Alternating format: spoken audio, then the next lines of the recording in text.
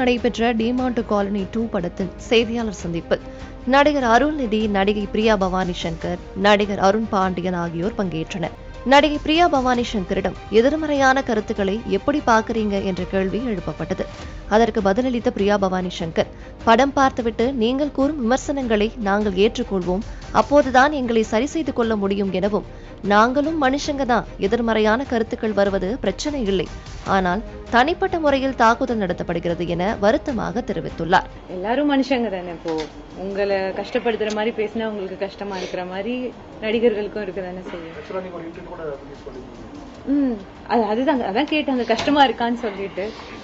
டெஃபினட்டா negative reviews பிரச்சனை இல்லை sir.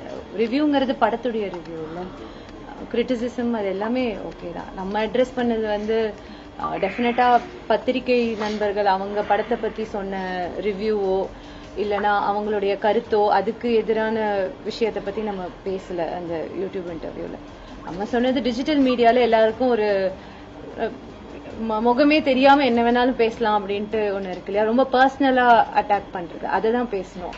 So you are free, நாங்கள் வில் பி வெரி ஹாப்பி. நீங்க படம் பார்த்துட்டு உங்களுக்கு நெகட்டிவோ பாசிட்டிவோ, ரிவ்யூ இஸ் அ ரிவ்யூ, அது பாசிட்டிவ் நெகட்டிவ் கிடையாது.